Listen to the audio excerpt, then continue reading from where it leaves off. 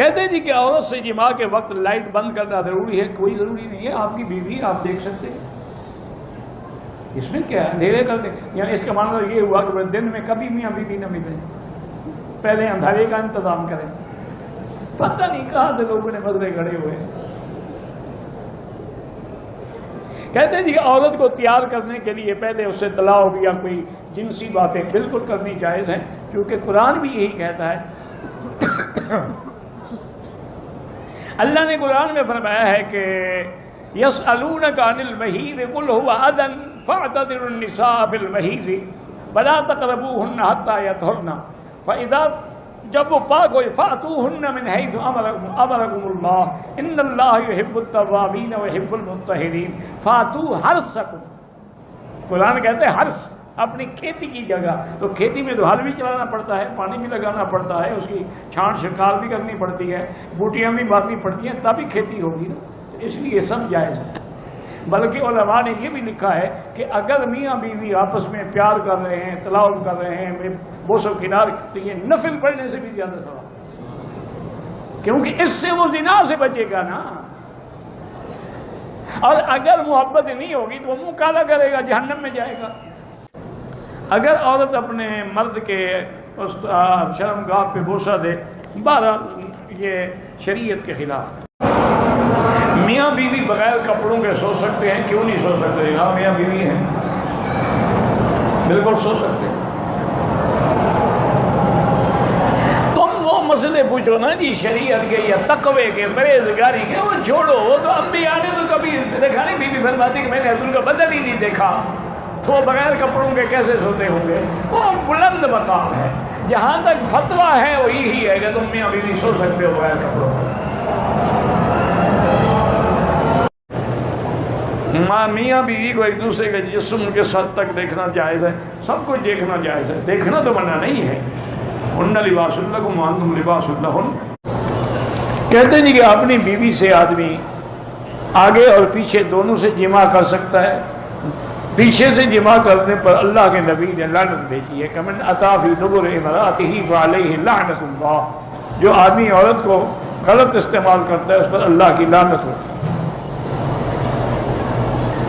اب تمہاری مرضی ہے کہ اپنی بیوی کے باوجود لعنتی بنتے رہو، تو اس کا ہم کیا کر سکتے ہیں؟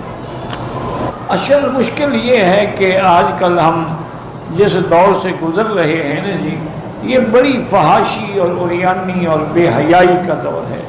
فلمیں ہیں، اچھا پہلے تو لوگ پھر بھی فلم دیکھنے کے لیے جاتے تھے، اب تو آج ہر آدمی کے ہاتھ میں اور جیب میں موبائل ہے، جب چاہے فلم دیکھ لے، جب چاہے جو چاہے دیکھ لے۔ تو اس وجہ سے یہ ساری بے حیائی پھیل رہی ہے، ورنہ آج سے 10 سال پہلے بھی کوئی مسئلہ نہیں پوچھتا تھا۔ یہ مسائل اب پیدا ہوئے ہیں کیونکہ فلمیں دیکھ دیکھ کے یہ سیکھ رہے ہیں۔ اور کچھ بدبختی یہ ہے کہ شیعہ نے اپنے کتابوں میں بھی لکھا ہے کہ جائز ہے، اور ان کے علاوہ بعد ہمارے یعنی مسلمان شیعہ بھی نہیں، انہوں نے بھی اپنی کتابوں میں لکھ دیا کہ جائز ہے۔ انا للہ و انا الیہ راجعون۔ اللہ تبارک و تعالیٰ سے دعا کریں کہ اللہ ہمیں مسلمانوں کو، ہر کلمے پڑھنے والوں کو، مرد عورت کو گناہوں سے محفوظ رکھیں۔ کہتا ہے کہ بعض اوقات بچہ دودھ پی رہا ہے، اس وقت بھی خاوند اپنی بیوی سے مل سکتا ہے، لیکن بہتر یہ ہوتا ہے کہ ایسی حالات میں نہ ملیں۔ چاہے بچہ دودھ پینے والا ہو، اس کے دماغ میں ہر چیز آتی ہے جو کچھ تم کر رہے ہو۔ وہ ایک کمپیوٹر ہے، اس میں فیڈ ہو رہی ہے ہر چیز۔ وہ بول نہیں سکتا، لیکن بڑا ہوگا اور پتہ لگے گا میرے باپ کا یہ حال ہے۔ اگر 2 بیویاں ہیں میری، ایک ہی کمرے میں، ایک دوسرے کے سامنے میاں بیوی ہم مسٹیکٹ نہیں کر سکتے ہیں، دوسرے کو ایذا پہنچانے کی اللہ نے اجازت نہیں دی۔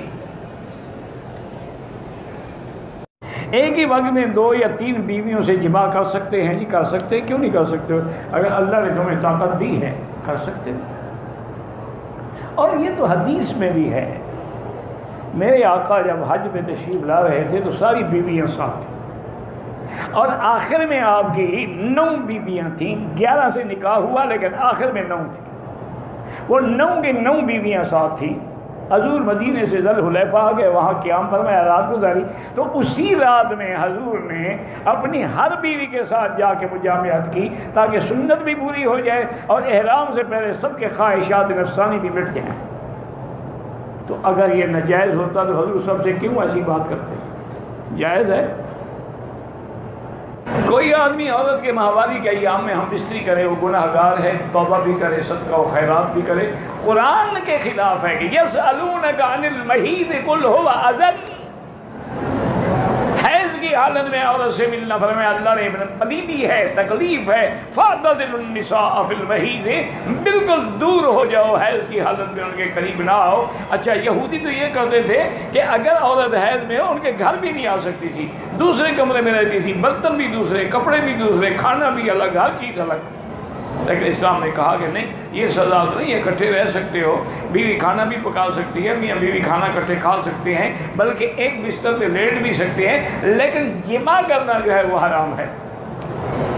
اور یاد رکھیں کہ حیض کی حالت میں جماع کرنے سے دونوں کو ایسی ایسی بیماریاں لگتی ہیں پر جن کا دنیا میں علاج ہی نہیں۔ یہ ایڈز کہاں سے آیا ہے؟ اسی سے تو آیا ہے نا، کیونکہ ان کے نزدیک ہے شاید کچھ ہے، کنڈم چڑھا لیا اور وہ ٹھیک ہے، کام کر دیا۔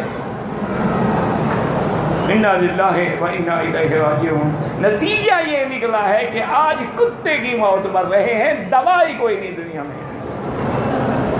قرآن کی مخالفت کرو گے تو مر جاؤ، اگر غلطی ہو گئی کہ توبہ کرو، اور بلکہ 1 دینار کے قریب صدقہ بھی کرو۔ صحیح حدیث میں ہے ایک آدمی نے، مکے کا آدمی تھا، اس نے انصاری لڑکی سے شادی کی، یعنی لڑکی مدینہ منورہ کے انصار کی تھی، شادی کرنے والا مکے کا مہاجر تھا۔ میاں بیوی جب رات کو اکٹھے ہوئے، اب وہ بیوی کو کہا ایسے لیٹ جاؤ، کھڑی ہو جاؤ، ایسے بیٹھ جاؤ، ایسا۔ اس نے کہا کیا کہتے ہو تم؟ ہم تو صرف سیدھا سو کے جماع کراتی ہیں۔ انہوں نے کہا یہ کیا مطلب ہے؟ جب شریعت میں، انہوں نے کہا نہیں بالکل، حضور سے پوچھیں گے پھر اس کے بعد جیسے تمہاری مرضی آئے کرنا۔ انہوں نے کہا ٹھیک ہے۔ صبح کو حضور کی خدمت میں آئے، انہوں نے پوچھا، انہوں نے فرمایا کہ ہاں بس عورت کا پچھلا حصہ استعمال نہ کرو، باقی تمہاری مرضی ہے، کھڑے ہو کے، بیٹھ کے، لیٹ کے، جو چاہو کرو۔ فاتوا حرثکم انا شئتم۔ تو یہ میری بیٹی ایسے مسئلے ہوتے ہیں، کوئی اس میں یہ بات نہیں ہے کہ میں کیوں جواب دیتا ہوں، یہ دینا پڑے گا، ورنہ وہ تو ساری زندگی پھر چوستے رہیں گے۔